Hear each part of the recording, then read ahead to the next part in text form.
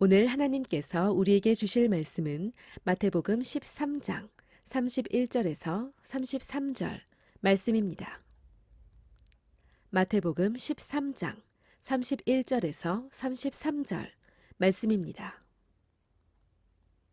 또 비유를 들어 이르시되 천국은 마치 사람이 자기 밭에 갖다 심은 겨자씨 하늘 같으니 이는 모든 씨보다 작은 것이로되 자란 후에는 풀보다 커서 나무가 되매 공중에 새들이 와서 그 가지에 깃들이느니라. 또 비유로 말씀하시되 천국은 마치 여자가 가루 서말 속에 갖다 넣어 전부 부풀게 한 누룩과 같으니라. 오늘 이 말씀을 통하여서 하나님께서 우리에게 은혜 주시기를 원합니다. 하나님의 은혜가 여러분들과 함께 하시기를 축복합니다. 오늘은 마태복음 13장에는 지난 시간에도 말씀했지만 비유적인 말씀이라고 그랬습니다. 천국에 대한 비유를 말씀을 하고 있는데 오늘은 천국에 대한 비유를 겨자씨로 비유를 했고 또 누룩으로 비유를 했는데 누룩에 대한 말씀은 다음 주에 전가하기로 하겠습니다. 오늘은 겨자씨, 씨 중에 작은 씨지만 이 씨가 나중에 자라서 큰 나무가 되어져서 결국에는 그로 인해서 새들이 와서 거기에 안식을 할 수 있고 쉼을 얻을 수 있고 거기에 자기의 거처를 마련하고 생활할 수 있다라고 하는 말씀을 성경은 얘기하고 있습니다. 사실 우리들의 마음속에 자그마한 씨 하나가 큰 일을 만들 수 있지 않습니까? 이게 자라서 말이죠. 잘못된 씨가 떨어지니까 지금 우리나라의 한 사람에 의해서 이렇게 나라가 상당히 혼란해지는 것을 우리는 보게 됩니다. 천국도 아름다운 한 사람이 진리의 말씀으로 천국의 씨로 그가 심겨지게 되면 그를 통해서 하나님의 나라는 크게 확대되어진다고 하는 의미를 우리에게 부여해 주고 있는 것입니다. 찰스 콜슨이 쓴 책 가운데서 러빙 갓이라고 하는 책이 있습니다. 그 러빙 갓이라고 하는 그 책에 보면 그 부동산 중개업으로 하고 있는 그 오르비 크리것이라고 하는 오르비 크리거라고 하는 사람이 부동산업을 하고 있습니다. 어느 날 워싱턴 주에 있는 스포케인이라고 하는 마을에 호텔 하나가 매매로 나왔습니다. 그 오르비라고 하는 사람이 이 호텔을 팔아달라고 매물이 나왔을 때 이 스포케인에 있는 이 지형은 너무나도 아름답고 또 숲속에 있는 좋은 장소였습니다.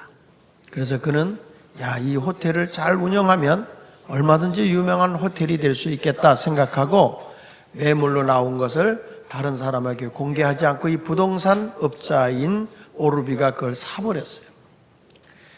그걸 사가지고 운영을 하려고 하다 보니까 참 호텔이 이 사람이 생각보다 많이 오지 않으니까 어렵죠.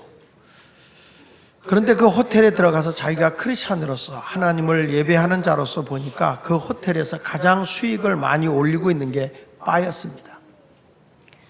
저희가 하나님 앞에 서 있는 신앙의 사람으로서 내가 이렇게 산다고 하는 것이 참 합당한 것 같지가 않다. 그래서 거기 있는 모든 종업원들을 불러 모아놓고 지배인에게 이 바를 어떻게 쓰면 좋을지 내 생각으로는 이 바를 없애고 다른 걸로 바꿨으면 좋겠다라고 얘기를 했어요. 그때 이 매니저가 다 조사를 해가지고 했는데 이 바가 한 달에 순수입만 올리는 것이 10,000불, 1,000만 원이 좀 넘는 그런 수입을 올리는, 이 호텔에서는 가장 로얄 수입을 올리는 것이다 라고 얘기를 하면서 이것을 없애버리면 우리 호텔은 정말로 운영 방법이 없습니다. 망합니다. 그러나 자기 마음속에 있는 천국을 소유한 하나님의 복음을 가지고 있는 하나님 나라의 백성인 자신이 이 바를 운영한다는 자체가 너무 가슴이 아팠습니다. 그래서 그는 바를 없애버렸어요. 얘기를 충분히 듣고 잘 알았다. 여기만이 이익을 남길 수 있다는 것을 나는 알았다. 그리고 없앴어요. 그리고 거기다가 나무를 심고 그 바 있는 데다가 좋은 인테리어를 해서 커피숍과 레스토랑을, 식당을 만들었습니다. 아주 정원도 잘 보이는 곳으로 해서 너무너무 잘 만들었어요. 자, 점점 호텔은 기울고 어려움이 옵니다. 5년이 지난 후에 평가를 해보니까 레스토랑은 20%가 올라갔고 그전보다, 그리고 호텔에 머무는 사람은 30%가 올라가서 호텔이 상당히 많은 이익을 남겼다고 하는 이야기입니다. 여러분, 우리가 생각해 볼 때 어떤 사건이 내 앞에 왔을 때 내 안에 있는 천국이 작은 겨자씨만한 것이 있다 할지라도 이것이 살아있는 겨자씨라고 한다면 이것이 자라서 크게 하나님의 나라를 보여줘야 된다고 하는 거예요. 우리가 이 안에 겨자씨가 심겨져 있어도 생명이 없는 겨자씨라고 한다면 그 사람을 통해서 천국은 나타날 수가 없겠죠. 그래서 이 부동산 업자인 이 오르비라고 하는 이분이 말하기를 신앙이라고 하는 것은 내가 하나님의 말씀에 맞추어서 행동할 만한 준비가 되어 있지 않다면 그 신앙은 가치가 없는 것이다 라고 말했어요. 우리가 하나님의 말씀을 많이 들고 많이 알고 많이 깨달았다 할지라도 그 말씀대로 살 만한 준비가 되어 있지 않다면 그 말씀은 생명 없는 말씀이고 가치가 없는 말씀이겠죠. 그래서 오늘 저는 하나님의 말씀에 따라서 우리 자신에게 하나님의 어떤 일을 행하신다, 하나님이 그 일을 이루어 주신다고 믿으면 하나님의 그 믿음을 가지고 하나하나 움직여 나가는 사람이 승리할 수 있습니다.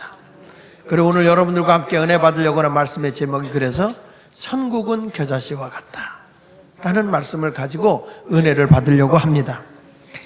여기 첫째로 오늘 본문의 말씀 31절에 보니까 천국은 자기 밭의 주인이 갖다 심은 겨자씨 하늘과 같다라고 말하고 있습니다. 31절을 같이 읽어볼까요? 시작. 또 비유를 들어 이르시되 천국은 마치 사람이 자기 밭에 갖다 심은 겨자씨 하늘 같으니 라고 했어요. 여기 성경에 보면 이 겨자씨가 스스로 우연히 난 것이 아니고 여기 성경에 있는 말씀에 보면 마치 사람이 자기 밭에다 갖다 심은 겨자씨 하나를 같다는 거예요. 여러분, 천국이라고 하는 것이 내가 예수 그리스도를 믿는다고 하는 것이 하늘의 소망을 품고 살아갈 수 있다고 하는 것이 우연히 나에게 그냥 하나님을 알게 해서 하나님을 듣게 해서 이루어진 것이 아니라 이것은 하나님이 나에게 계시해 준 거라는 거예요. 마치 밭에다가 주인이 겨자씨를 자그마한 거를 심어 놓은 것과 같이 여러분들의 마음속에 믿음을 가질 수 있도록 하나님 되심을 보여줬다는 거예요. 나타내 주었다는 거예요. 하나님이 여러분에게 계시해 주지 않았다면 예수 그리스도를 믿을 수가 없다는 것이죠. 여러분, 신앙이라고 하는 것은 내 의지로 되는 것이 아닙니다. 하나님의 은혜입니다. 그래서 너희가 그 은혜에 의하여 믿음으로 말미암아 구원을 받는다고 말씀하고 있어요. 믿음은 뭘로 옵니까? 로마서 10장 17절에 보니까 믿음은 들음에서 나고 들음은 그리스도의 말씀으로 말미암는다라고 말씀했어요. 여러분의 마음속에 교회 와서 예수를 안 믿을 거야, 나 속상해서 예수 안 믿어, 그래도 이미 내 안에 하나님의 말씀의 씨가 주인 되신 하나님이 심어놨기 때문에 그것이 없어지질 않아요. 나 속상해서 교회 안 나가, 그래도 예수가 내 안에 떠나지 않아요. 내 속에 심겨진 하나님의 말씀이기 때문에 이 말씀은 생명이 있어요. 여러분 알아야 됩니다. 내가 교회 온 것은 절대 우연이 아닙니다. 하나님의 은혜입니다. 하나님이 여러분에게 천국의 놀라운 겨자씨 같은 것을 심어 놓았다는 것을 믿어야 합니다. 그래서 요한복음 10장 28절에도 이렇게 말합니다. 내가 그들에게 영생을 주노니 영원히 멸망하지 아니할 것이요 또 그들을 내 손에서 빼앗을 자가 없다. 여러분 여기 보십시오. 내가 예수 그리스도를 믿고 구원을 받아 영생을 얻었다고 하는 이것은 누가 준 거냐? 우리 주님이 주었다는 거예요. 내가 그들에게 우리들에게 영생을 주노니 예수가 그리스도이심을 믿었어요. 하나님이 세상을 이처럼 사랑하사 독생자 주시니 그를 믿는 자마다 멸망하지 않고 영생을 얻게 된다 그랬어요. 여러분 이 자리에 와서 예수 그리스도를 믿게 되고 천국의 소망을 두게 된 것은 바로 우리 주님께서 여러분들에게 영생을 주었기 때문입니다. 그래서 우리는 멸망하고 싶어도 멸망하지 않아. 지옥에 가고 싶어도 우린 지옥에 못 가. 하나님의 절대적 주권 안에서 내 안에 생명이신 주님의 말씀이 여기에 심겨져 있기 때문에, 그래서 주님을 떠나는 것 같지만, 일시적으로 떠나 있는 것 같지만 나중에 가서 보면 그 떨어졌던 겨자씨가 다시 꾸물꾸물 자라나서 주님의 품 안으로 나오지 않고는 안 되게 되어 있어요. 그래서 그들을, 영생을 준 그들을 우리 주님은 절대 사탄의 마귀에게 빼앗기지도 않고 지옥 백성이 되게 내버려 두지도 않는다는 거예요. 마치 탕자가 아버지 품을 떠나서 자기가 살고 싶은 대로 마음 놓고 나가 살지만 막상 어려움이 그에게 왔을 때는 아버지 집이 그리워지는 것이고, 아버지 집에 가면 거기에는 먹을 것도 많고 거기에 가면은 배도 줄이지 않고 편안하게 살 수 있는데, 그의 마음속에 숨어 있던 생명이 다시 꿈틀대고 나오기를 시작한다 이 말이에요. 그러니까 우리가 예수를 믿는다고 하는 이 자체는 내 의지나 내 노력이 아니라 하나님께서 심어놓은 놀라운 비밀의 말씀인 걸 믿으시기 바랍니다. 여러분 보십시오. 하나님께서 아브라함을 택하십니다.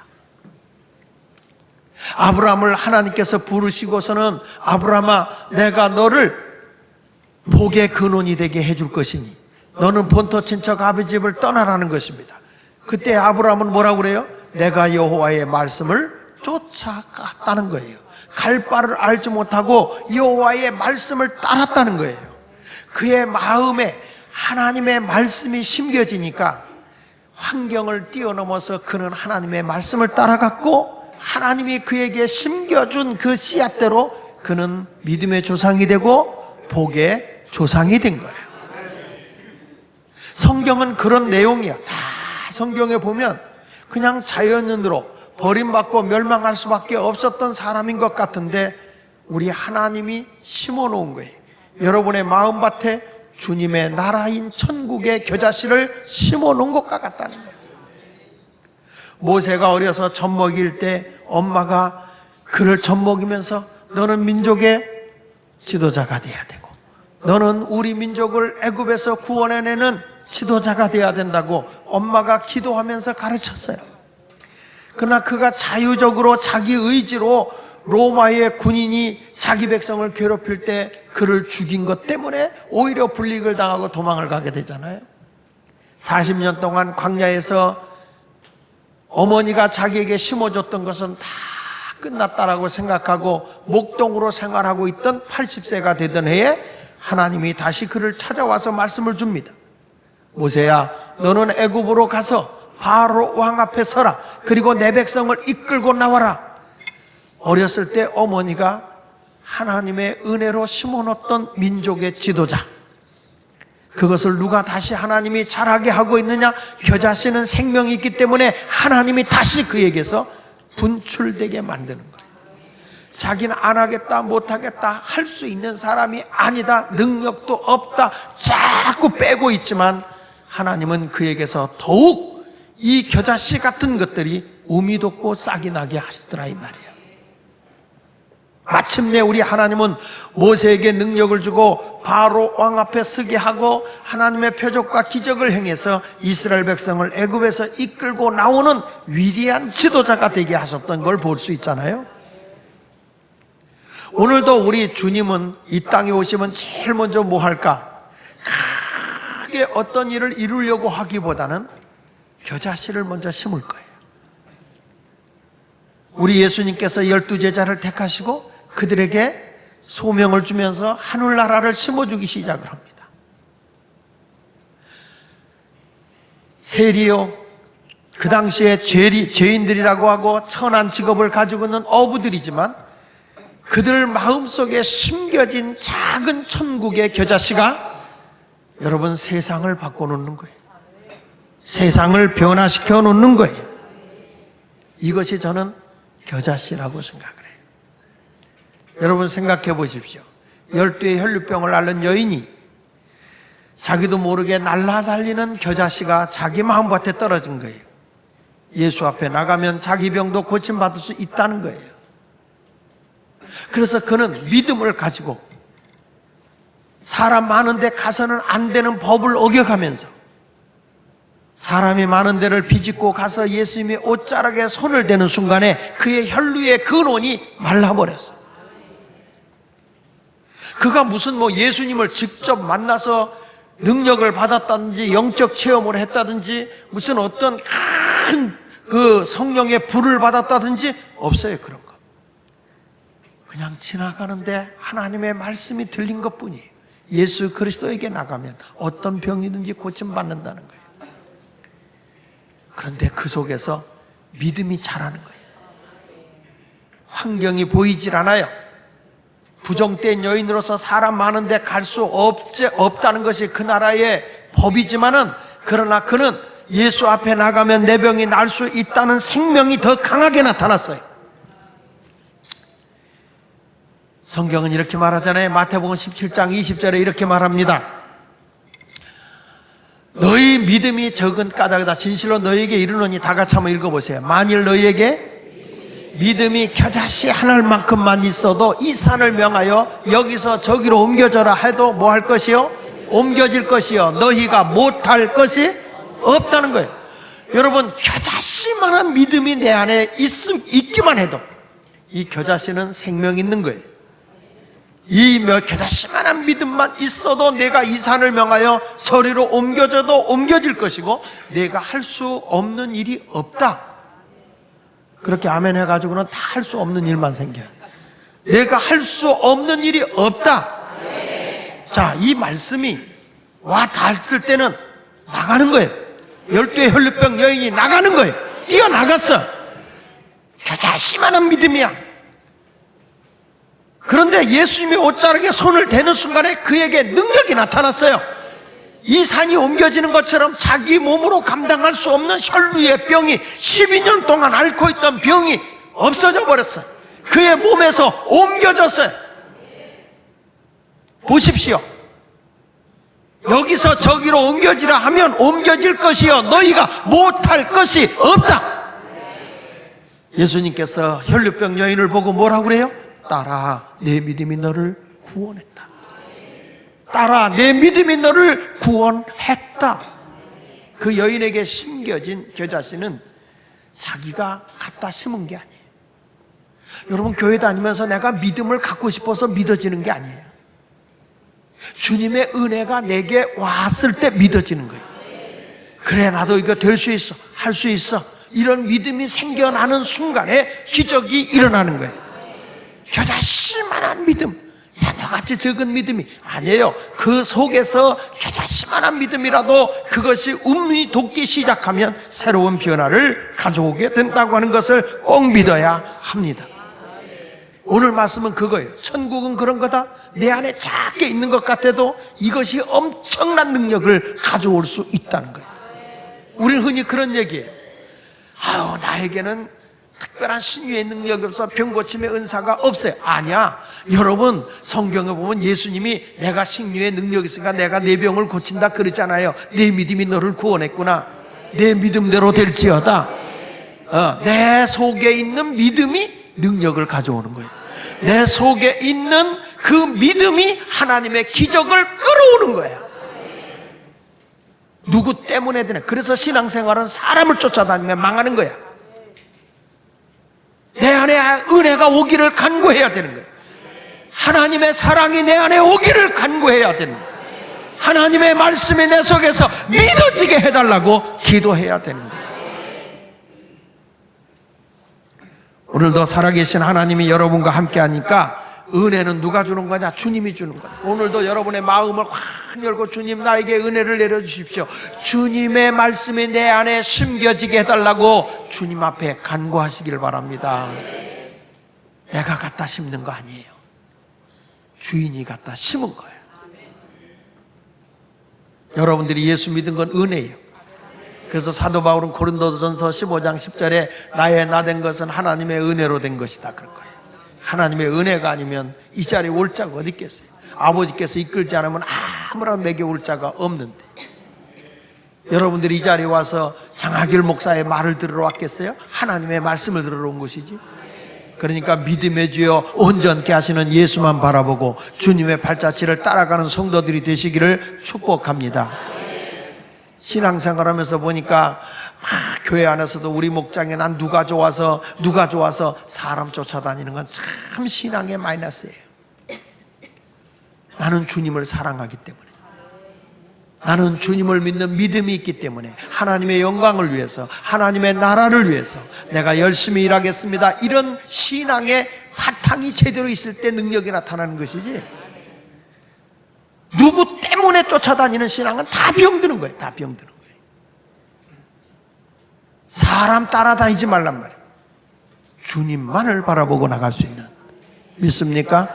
그래서 성경에 믿음의 주여 온전케 하시는 예수만 바라봐라. 예수만 바라봐라. 예수만 바라봐라. 예수만 바라봐라. 세상의 모든 것이 다 나를 떠나도 나에겐 끝까지 남을 수 있는 그분, 구원의 하나님,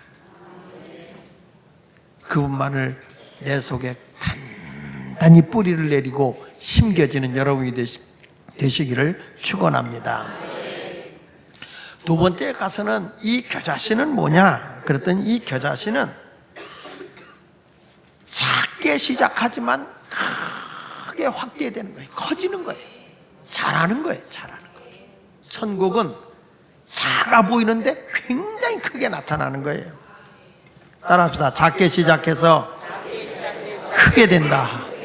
다시 작게 시작해서 크게 된다. 하나님의 나라가 정상으로 되면요, 작게 시작해서 커지는 거예요. 이게. 근데 어떤 분은 그래요. 자꾸 작아지자고 그래요. 작아지자. 여러분, 작아진다고 작아지는 게 아니야.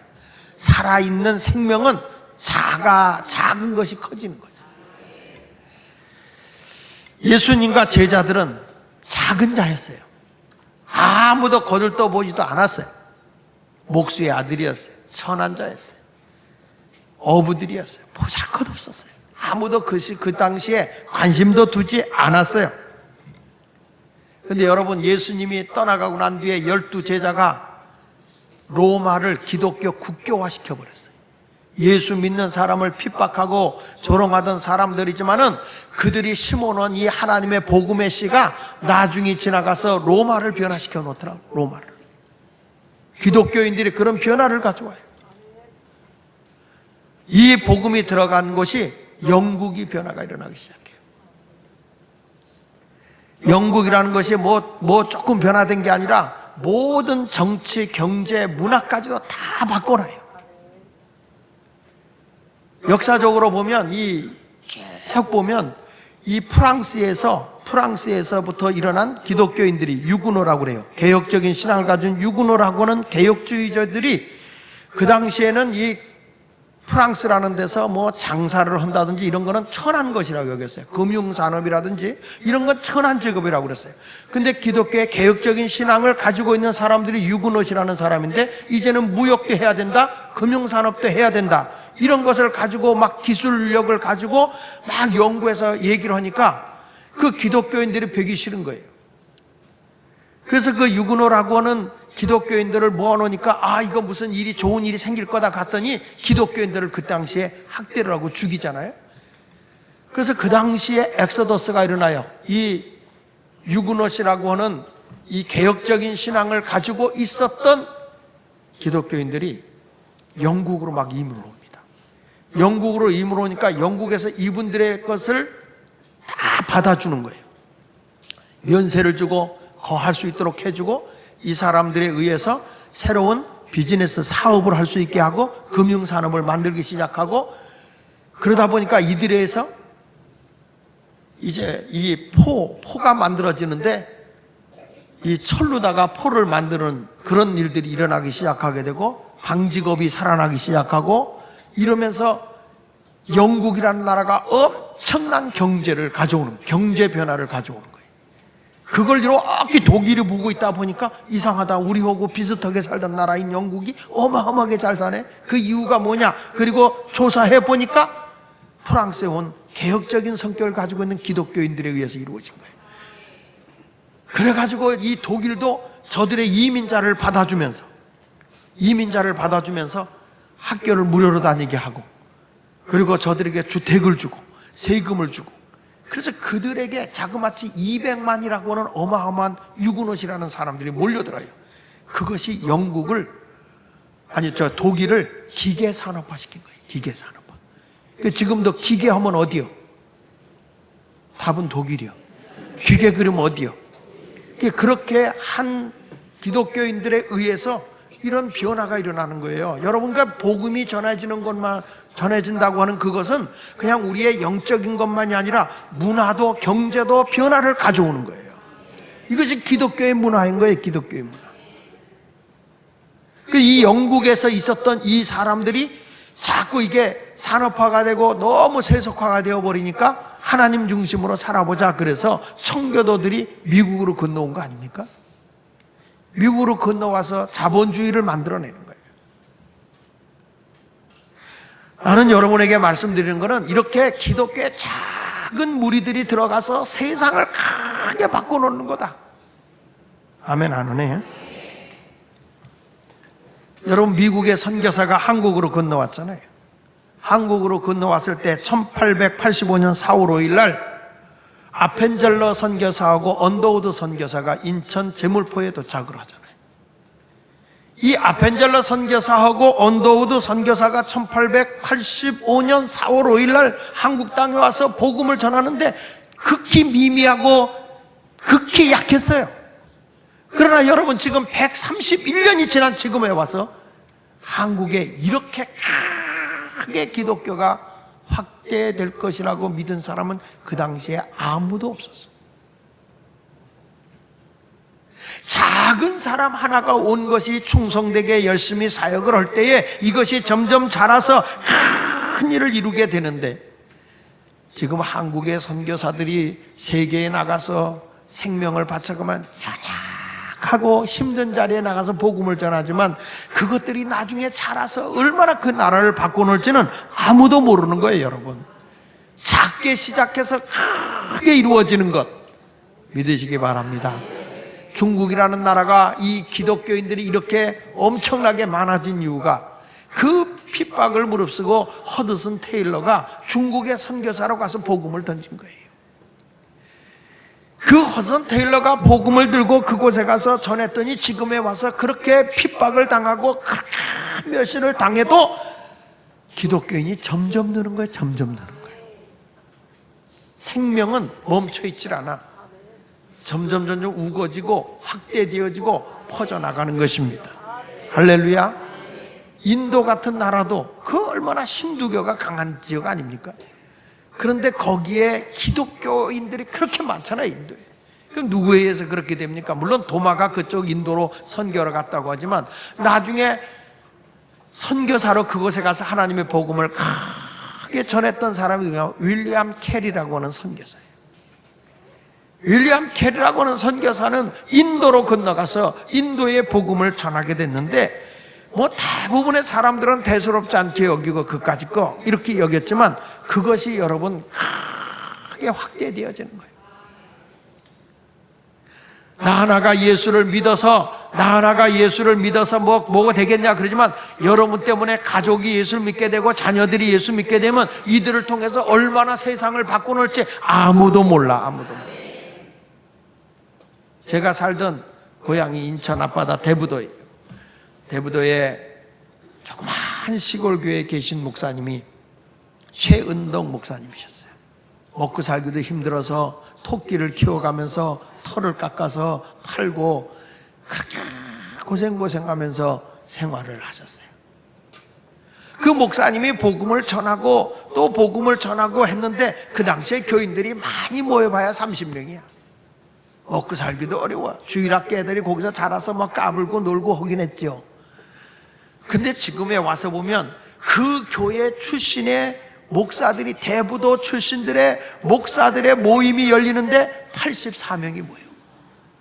그 작은 교회, 그 교회에서 하는데 이들이 얼마나 많은 큰 일을 행하고 있는지 말이에요.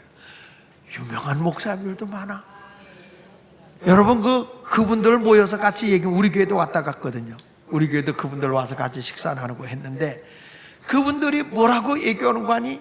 정말 이 대부도에서 이렇게 귀한 목사님들이 많이 나올 줄 창세일에는 누가 알았겠냐, 하나님 외에는.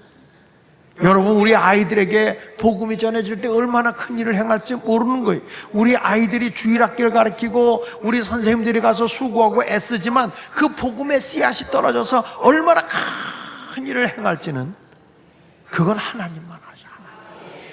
우리 중고등학생들 놓고 청년들 놓고 또 주일학교 놓고 다 하는데 이 아이들이 소망이야, 소망.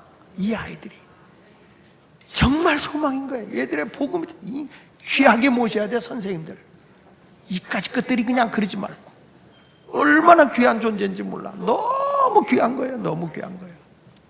우리는 기다릴수록 우리는 요단강 갈 일만 남지만 저들은 한 시대를 변화시켜 놓고 큰 일을 이룰 자들이기 때문에 너무 귀한 거예요. 너무. 지난번에도 내가 우리 청년들의 그런 얘기를 했어요. 어른들이 나를 이해하지 못할 거다.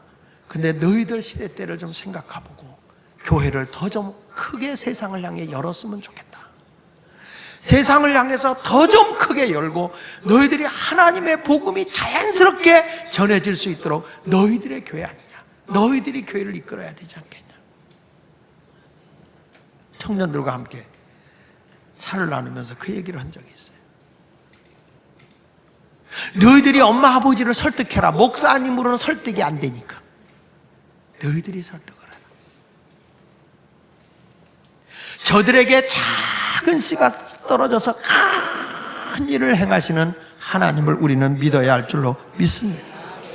미개한 아프리카에 식인종이 들끓고 살던 그 지역에 복음을 들고 들어가서 저들의 식인종을 변화시키고 저들에게 하늘의 소망을 품게 하고 예수를 믿게 했던 위대한 선교사가 리빙스턴. 아무도 안 갔어요. 리빙스턴이 유명한 얘기했어요. 후배들이 내가 어떻게 해야 아프리카에 가서 선교를 해야 될지 그 길을 가르쳐 달라고 그랬어요. 그 길을 가르쳐 달라고. 그랬더니 리빙스턴이 편지를 보냈어요. 길을 알면 오지 마라. 선교는 길을 보고 오는 게 아니라 와서 길을 내는 거다. 만들어진 데를 가는 건 쉬워. 남이 이뤄놓은 것 쫓아가기는 쉬워. 하나하나를 만들어 놓고 보면 아무것도 아니지만 만들어져서 나온다고 하는 것이 너무 힘들고 어려운 거예요. 그러나 그들은 그 미개한데 우리나라에도 선교사들이 그렇게 굶주리고 춥고 배고픔을 느끼면서 그 선진 문화에서 살던 미국의 언더우드나 아펜젤러 목사님 같은 분들이 그 선진국에서 수세식에서 그 좋은 음식을 먹고 살던 한국 땅에 왔으니 여러분 이게 얼마나 기가 막히겠어요. 그래서 처음에 선교사들이 한국에 와서 오해를 많이 했대잖아요.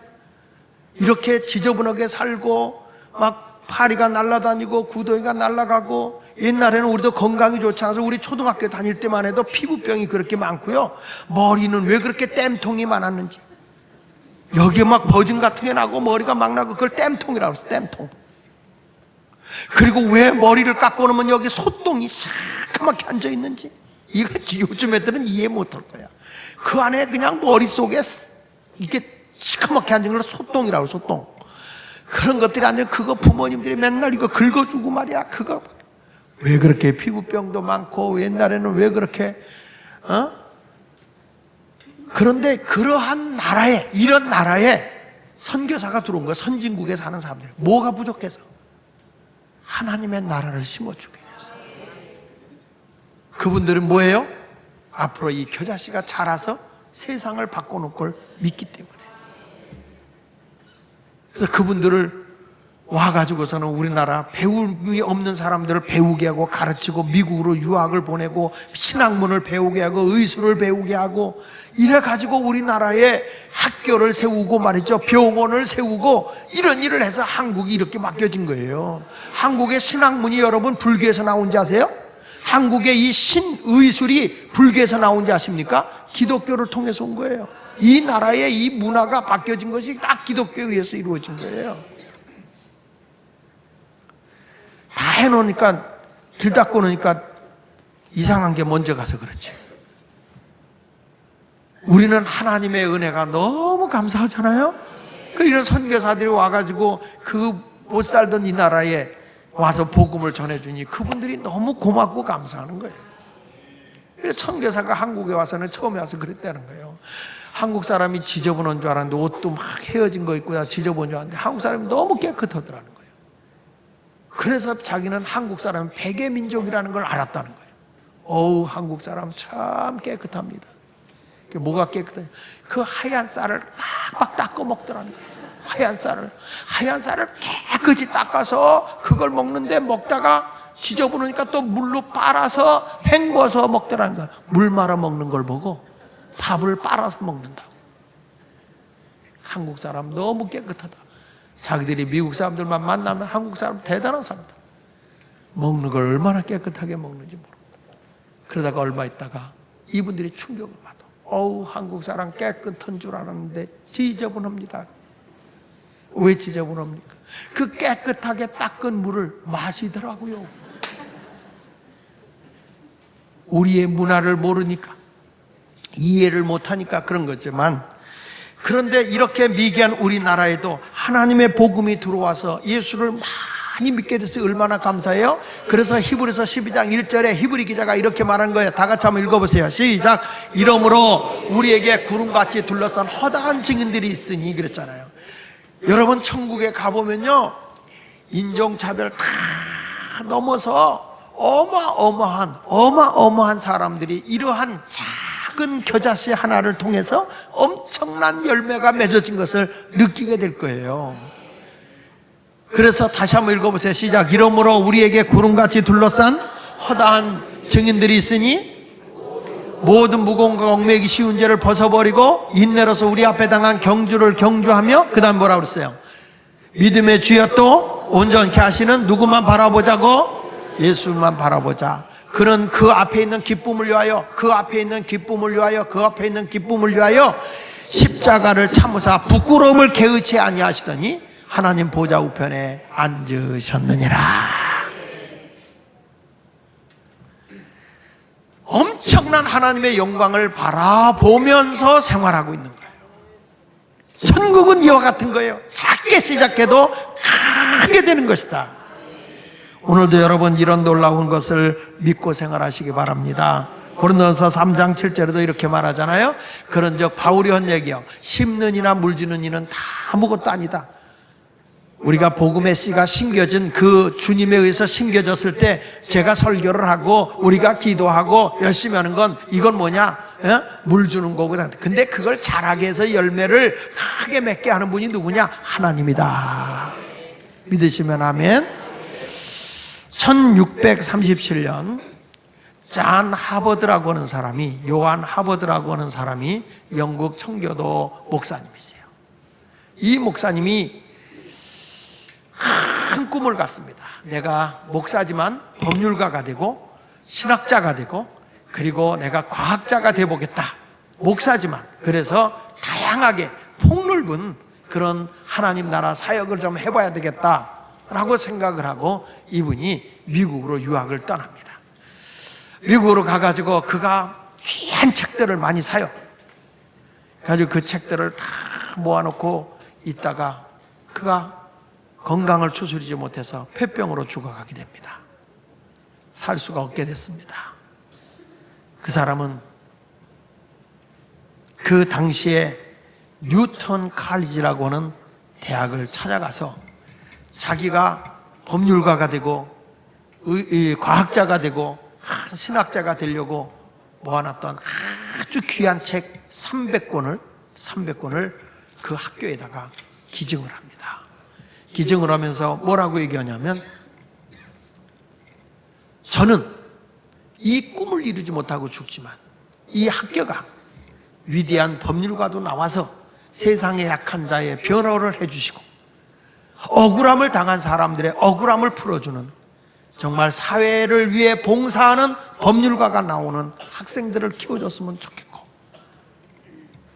어렵게 사는 나라를 부강하게 하는 그런 과학자들, 그래서 세상의 문명을 발전시켜 나가는 그러한 과학자가 나오게 했으면 좋겠고, 그리고 위대한 영을 깨우쳐주는 신학자들이 많이 나오는 학교가 되어줬으면 좋겠다. 내 꿈은 이루지 못하지만 이 책이 그런 꿈을 학생들을 통해 이루어줬으면 좋겠다.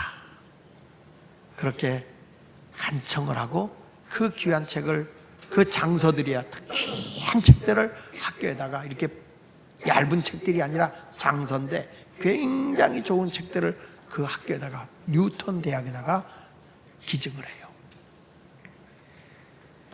그분의 뜻을 안 그 뉴턴 대학의 이사들이 모여서 정말 이분의 정신, 우리 그런 학교를 한번 세워보자. 학생들 모아서 배우고 나가는 학교가 아니라 정말 이 학교를 통해서 약한 자, 소외당한 자, 병든 자들을 위해 봉사하는 법률가, 그리고 세상을 발전시켜 모든 사람이 잘 살게 하는 과학자를 키우는 학교, 영을 살게 하고 정말 사람이 하나님을 영화롭게 할 수 있는 그런 위대한 신학자, 목사들을 키워내는 그런 학교를 만들어보자. 그분의 꿈을 담아서 이 학교를 세우자. 그래서 뉴턴 대학이 그분의 이름을 바꿔서, 그분의 이름을 따서 학교 이름을 바꿔요. 그게 바로 하버드 대학이에요. 그게 하버드 대학. 세계에서 가장 유명하고 명문 대학이 된 것은 무엇 때문이냐면, 그 하버드라고 하는 한 사람의 정신을 그 학교가 계승한 것이, 우리나라에서 공부를 그렇게 잘해가지고 하버드 대학에 간 거예요. 갔는데 걔는 떨어지고 자기보다 성적이 못한 친구가 붙은 거예요. 그래서 하버드 대학에다가 이의를 제기했어요. 내가 얘보다 시험도 잘 봤고 내가 얘보다 공부도 잘했는데 왜 나는 떨어지고 얘가 됐느냐. 그랬을 때 답신이 온 거예요. 우리는 세계에 똑똑하고 잘난 사람을 키우는 학교가 아니라 세상에 봉사하는 자를 키우는 학교다. 세상에 봉사하는 사람을 키워내는 학교인데, 너는 공부는 잘했는데 사회를 위해서 봉사하고 온 것이 하나도 없다. 그래서 너는 우리 학교에 맞지 않는다. 공부만 하는 학교로 가라. 우리 학교는 공부시키는 목적이 봉사다. 얼마나 아름다운 거예요. 여러분, 이렇게 살아갈 때 뭐가 있어요? 쉼이 있는 거예요. 그 나무가 자라서 거기에 새들이 깃들이는 거예요. 여기 성경 32절에 보니까 풀보다 커서 나무가 되매 공중에 새들이 와서 그 가지에 깃들이느니라. 그 나무에 와서 새들이 쉬고 있다는 거예요. 우리 예수 믿는 사람들이 잘 돼서 다른 사람에게 쉼을 주는 것, 그게 천국인 거예요. 평안을 주는 것. 예수님은 뭐라고 그랬어요? 마태복음 11장 28절로 30절에 수고하고 무거운 짐진 자들아 다 내게로 오라. 왜냐요? 왜요? 쉴 수 있는 나무이니까. 다 내게 오라. 내가 너희를 쉬게 하리라. 나는 마음이 온유하고 겸손하니 너는 내게 나와 나의 멍에를 메고 나를 배우라. 그리하면 너희 마음이 뭘 얻으리라? 쉼을 얻으리라. 30절 읽어보세요. 시작. 이는 내 멍에는 쉽고 내 짐은 가벼움이니라. 여러분, 사명을 안 하고 힘들다고 이리저리 가면 여러분 쉼이 올 줄 알아요? 주님이 없는 자리에 절대 멍에를 메지 않으면 쉼이 안 오는 거예요. 그래서 에레미야 애가 3장 27절에 뭐라고 그럽니까? 사람이 젊었을 때 뭘 메는 게 좋다? 멍에를 메는 것이 좋으니 그랬어요. 젊었을 때는 멍에를 메는 거예요. 요리 빼고 조리 빼고 뺀질이가 되지 말고. 요즘에 얘기 들리는 얘기 보니까 마을 옮길 때 어느 마을은 숫자가 많고 어느 마을은 적어서 일이 우리가 너무 빡세서 못하겠다, 어디로 가야 되겠다, 힘들어서 일해서 편한 대로 가겠다? 그게 무슨 예수 믿는 거예요. 뭐 그러면서 주를 위해 순교하고 주를 위해 살겠다? 이런 거짓부렁들이 어디 있어요? 하나님의 나라는 피해 다니는 게 아니야. 도망 다니는 게 아니에요. 주를 위해서 죽을 각오하고 주를 위해 살아가는 것이 주님의 나라, 거기에 쉼이 있는 거예요.